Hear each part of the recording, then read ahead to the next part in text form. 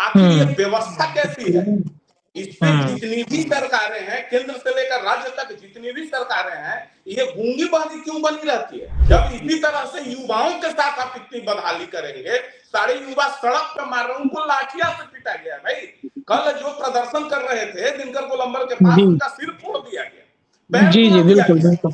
क्या ये कौन सा तरीका? जब पढ़ हम्म लिख जाएगा समाज, राज्य में शिक्षा का स्तर उठेगा, तो इनको राजनीतिक चैलेंज मिलेगा, तो फिर ये कैसे हम्म कहेंगे मंगलसूत्र छीन लेंगे? पनोरमा ग्रुप, जो सोचता है वो करता है।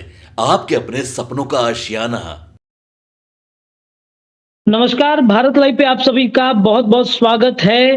देखिए, देश भर में नीट एग्जाम को लेकर के काफी शोर मच रहा है।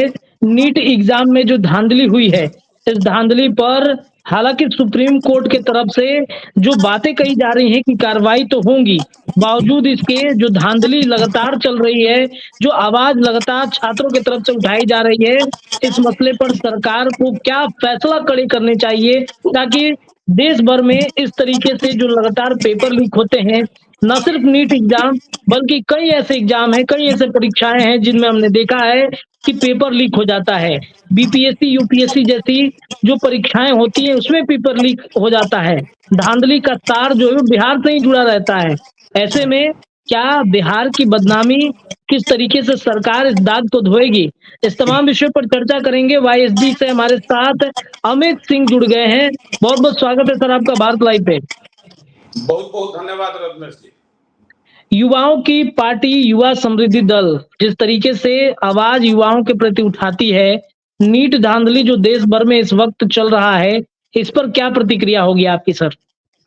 देखिए रत्नेश जी, सबसे पहले तो बहुत दुख होता है कि इस तरह का आज भी देश चंद्रमा पे जाने की बात कर रहा है। हम नए नए इन्वेंशन कर रहे हैं, खोज कर रहे हैं, और जी। अपने मेडिकल साइंस को कहाँ ले जाने की बात करते हैं, और शिक्षा व्यवस्था को कहाँ ले जाने की बात करते हैं, लेकिन उसके जड़ में ही ये दीमक लगा हुआ है। ये हम्म दीमक ही है ना। आखिर कोई स्टूडेंट, कोई गरीब परिवार का छात्र, कोई होनहार छात्र, कोई पढ़ने लिखने वाला छात्र जो मेहनत करता है, बरसों बरस तैयारियां करता है, और उसके बाद उसको फलाफल क्या मिलता है कि पेपर लीक। आखिर ये हम्म व्यवस्था कैसी है? इस पे हम्म जितनी भी सरकारें हैं, केंद्र से लेकर राज्य तक जितनी भी सरकारें हैं, ये गूंगी बहरी क्यों बनी रहती है? कैसी इनकी जी। व्यवस्था है? तब तो इस तरह के किसी भी सरकार को सत्ता में बने रहने का कोई हक है क्या? जब आप शासन चलाने में निष्फल हैं, एक सामान्य सी प्रक्रिया है कि भाई विद्यार्थी जिसके लिए मेहनत करते हैं, बरसों बरस तक घिसते हैं, कि न जाने उनके पेरेंट्स क्या क्या दुश्वारियां झेल कर उनको शहरों में पढ़ाते हैं, कोचिंग कराते हैं, और जब अंत में उनके परिणाम आते हैं सामने एग्जामिनेशन के, तो मालूम होता है कि बिक गया, ये सारा कुछ हम्म लीक हो गया। तो भाई ऐसे में हम्म तो हतोत्साहित होगा युवा। तो हम पूछना चाहते हैं कि ये माननीय से केंद्र से लेकर राज्य तक जितने बैठे हैं, और विशेषकर राज्य में जिनको इसकी जवाबदेही दी जाती है शासन प्रशासन के लोगों से, कि आप कैसा लीक प्रूफ प्लान बनाते हैं। या तो आप पे ट्रेनिंग में कहीं कमी है, या तो शासन जो चल रही है उसमें कहीं कमी है, तो फिर आपको सत्ता में रहने का कोई हक नहीं, कुर्सी पर रहने का कोई हक नहीं। आप छोड़ दीजिए। जब इसी तरह से युवाओं के साथ आप इतनी बदहाली करेंगे, सारे युवा सड़क पे मार रहे हैं, उनको लाठियां से पीटा गया भाई। कल जो प्रदर्शन कर रहे थे दिनकर गोलंबर के पास, जी उनका सिर फोड़ दिया गया, पैर जी तोड़ जी दिया बिल्कुल गया। बिल्कुल। क्या ये कौन सा तरीका? 24 लाख परीक्षार्थी हैं। अरे यार, इस देश में शुक्र मनाइए कि कोर्ट है।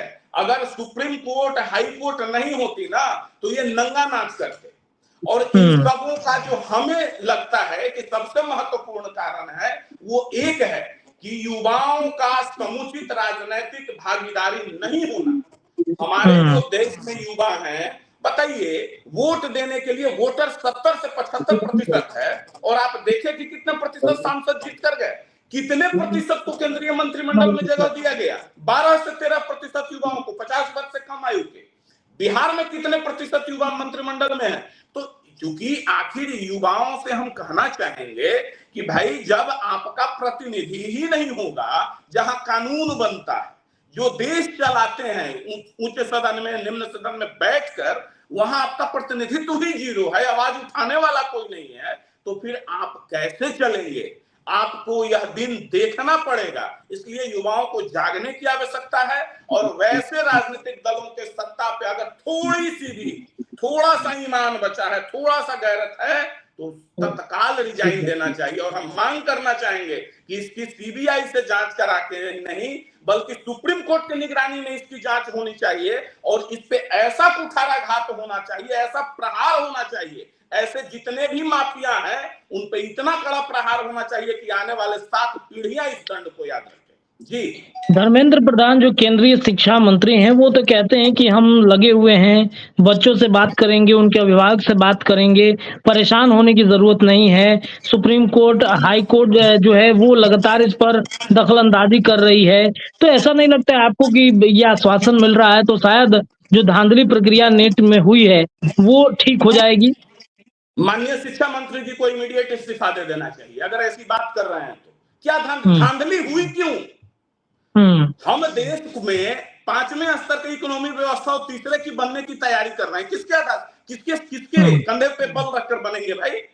हम जांच कर रहे हैं, आश्वासन दे रहे हैं, देख रहे हैं। आज भी 2021 में भी 1947 में, 48 में, 50 में जो नहीं होता था वो आज हो रहा है। क्यों हो रहा है? ऐसा बोलने का हक है क्या? वो तो शुक्र है सुप्रीम कोर्ट का, उनके डर से ये बोल रहे हैं, नहीं तो सब बेच देंगे, सब बेच देंगे, ये खा जाएंगे पूरे के पूरे देश को। ये चूंकि चाहते नहीं हैं कि देश में शिक्षा का स्तर बढ़े, नहीं 2021 में भी 1947 में, 48 में, 50 में जो नहीं होता था वो आज हो रहा है। क्यों हो रहा है? चैलेंज करने लगेगा ना। जब पढ़ लिख जाएगा समाज, राज्य में शिक्षा का स्तर उठेगा तो इनको राजनीतिक चैलेंज मिलेगा। तो फिर ये कैसे कहेंगे मंगलसूत्र छीन लेंगे, तो कोई कहेंगे कि भाई आपका संपत्ति हड़प लेंगे, तो कोई अगड़ा, कोई पिछड़ा, कोई ऊंच, कोई नीच की बात कौन सुनेगा? जब पढ़ लिख जाएगा तो कोई सुनेगा। इसलिए उनका बयान दुर्भाग्यपूर्ण है। इमीडिएट परीक्षा को रद्द करके फिर से लीक प्रूफ प्रणाली के तहत परीक्षा ली जानी चाहिए। अच्छा अमित जी, एक सवाल ये है कि जब भी देश भर में कोई ऐसा पेपर लीक का मामला सामने आता है, स्कैम होता है, उसका तार बिहार से जुड़ता है। इस बार भी नीट के एग्जाम में जो पेपर लीक का मामला उठा वो बिहार से ही उठा है। राजधानी पटना के कोचिंग सेंटर, वहां पर जाकर बच्चों से क्वेश्चन जो है वो रटवा दिए जाते हैं और वहीं से ये सारी प्रक्रियाएं शुरू हो जाती हैं। अब तो जो अपराधी हैं वो कबूल भी कर रहे हैं। तो ये बिहार को क्या पैसा राज्य क्यों, मतलब कौन बना रहा है वैसा राज्य कि हर पेपर लीक का मामला यहाँ से जुड़ रहा है? सरकार इस पर ध्यान नहीं देती है। नहीं, जी, ऐसा है कि ये चारागाह बन गया है बिहार। बिहार एक चारागाह बन चुका है। बिहार में जहां ऐसे ऐसे सत्तासीन लोग होंगे जो कहेंगे कि ये अगड़ा, वो पिछड़ा, ये ऊंच, ये नीच, सिर्फ जात पात धर्म विभेद में जहां उलझाए रखेंगे। और ऐसा नहीं है कि बिहार का मास्टरमाइंड, क्वेश्चन छपता है बिहार में, क्वेश्चन छपता है बिहार में, नीट का छपता कहीं और है। इसका खुलासा हम नहीं करेंगे कि कहां छपता है, ये गोपनीय बात है। एग्जामिनेशन कौन ले रहा है? नीट ले रहा है, वो बिहार की एजेंसी है नहीं है। ये करते बाहर से हैं और बिहार में इनको सुकून भरा प्लेस मिल जाता है। बिहार के युवा इतने चूंकि बेचारे ललायित हैं नौकरी के लिए, रोजगार के लिए, अच्छे मेडिकल कॉलेज में दखल के लिए कि भाई हमारा दाखिला हो जाए, तो पैसे मिल जाते हैं। बिहार के लोग खेत बेच बेच कर भी दे देते हैं। इसलिए बिहार ऐसा बना हुआ है। और यहाँ शासन प्रशासन तो गूंगा बहरा बना बैठा है। अरे ऐसा लोग आए भाई, उसको बीच चौराहे पे लटका दो जो युवाओं के भविष्य के साथ खिलवाड़ करता है, बेटे बेटियों का भविष्य बर्बाद करता है। हम भी किसी बेटा लड़के के पिता है, किसी के, हमारी भी पुत्री है, कल को वो भी अगर तैयारी करेगी, बताइए यहाँ बड़े बड़े इंस्टीट्यूट है, लोग पढ़ रहे हैं, माँ बाप न जाने पेट काट काट के पैसे देते हैं और उन छात्रों का भविष्य ऐसा चौपट हो, ये उचित नहीं। क्या सरकार, बिहार सरकार से भी कुछ मांगे हैं? तेजस्वी यादव विपक्ष के नेता हैं, वो युवा नेता हैं। बिल्कुल, बिहार सरकार से हमारी पूर्ण मांग है। देखिए एक्चुअली हो क्या गया है ना, ये बड़ी दुर्भाग्य की स्थिति बन गई है। माननीय मुख्यमंत्री जी अपने उस पावर में नहीं आ पा रहे हैं वर्तमान में, और शासन किस तरीके से चल रहा है, सिर्फ दो धुरी में, जो भारतीय जनता पार्टी है वो ऊंच नीच, जो राष्ट्रीय जनता दल है वो अगड़ा पिछड़ा, और एक जनता दल पार्टी अपने अस्तित्व की लड़ाई लड़ रही है। तो शासन चल कहां रहा है, प्रशासन चल कहां रहा है? तो हम बिहार वासियों से, विशेषकर युवाओं से आग्रह करना चाहेंगे कि अब छोड़ दीजिए इन लोगों को, बिहार में नए लोगों को मौका दीजिए। आप आइए ना मेन स्ट्रीम में, आप अपने लिए कानून बनाइए, अपने लिए पदाधिकारी नियुक्त कीजिए, आप अपना एग्जाम खुद कंडक्ट करवाइए, देखिए कुछ नहीं होगा।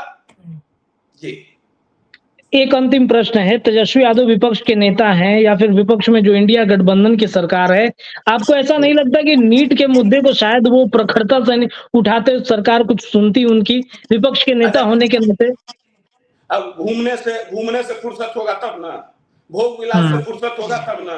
चुनाव के समय हेलीकॉप्टर को ट्रैक्टर बना देंगे और उसके बाद बात क्या करेंगे? क्या मांग कर रहे हैं? जातीय गणना कराइए। जी जी क्या रत्नेश जी, आप तो ग्राउंड पे हैं, क्या हासिल हो गया इस बिहार को जातीय गणना से? हर गरीब के दरवाजे पर फॉर्च्यूनर कार लग गया क्या? सब गरीब की बेटियों की शादी फ्री में हो जा रही है, सब गरीब के बच्चे आईएएस आईपीएस बन गए। अरे भाई, 2 वक्त का रोटी तो बड़ी मुश्किल से कमा पा रहा है, तो सिर्फ जो जात पात की बात करेंगे, ऊंच नीच की बात करेंगे। उनके पिताजी आज क्या ट्वीट किए? तो जो इस तरह की राजनीति करते हैं, वो नकारात्मक राजनीति करने वाले सकारात्मक राजनीति की बात क्यों करेंगे? और खास करके तेजस्वी जी को तो युवाओं से भय होगा ना।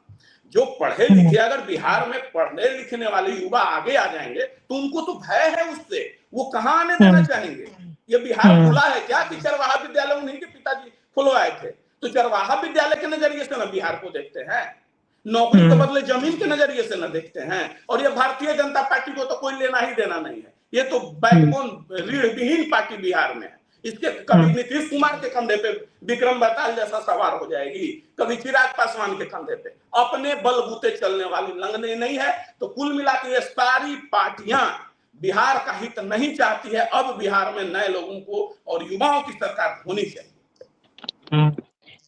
चलिए, बहुत बहुत शुक्रिया। युवा समृद्धि दल से हमारे साथ राष्ट्रीय अध्यक्ष अमित सिंह जुड़े हुए थे और जिस तरीके से इन्होंने नीट एग्जाम को लेकर के अपनी बातें रखी हैं, वाकई में तेजस्वी यादव एक युवा नेता हैं, विपक्ष में बैठे हुए हैं और शायद ये प्रखरता से आवाज उठाते तो सरकार जरूर सुनती। हालांकि युवा समृद्धि दल इस पूरे मुद्दे पर जिस तरीके से सरकार से सवाल कर रही है, सरकार जरूर, मुझे उम्मीद है कि इस पर सुनेगी। फिलहाल इस खबर में इतना ही। जुड़े रहिए भारत लाइव पर, तमाम खबरों का सिलसिला जारी रहेगा। बहुत बहुत धन्यवाद अमित सर। बहुत धन्यवाद। पनोरमा ग्रुप, जो सोचता है वो करता है। अगर ये वीडियो पसंद आई और वह बिहार के राजनीति और बिहारियत से सरोकार रखेनी तो सब्सक्राइब बटन दबा के चैनल के सब्सक्राइब कर ली। ओजे एगो घंटी बा, ओकरा बटन दबा देला से कुल सटीक और मारक खबर रुआ मुफ्त में मिल जाई। अगर रुआ पत्रकारिता के हमनी के नया प्रयोग में सहयोग कर चाहतानी तो ज्वाइन बटन दबा दी। पेटीएम नंबर नोट कर ली 9386816700। धन्यवाद।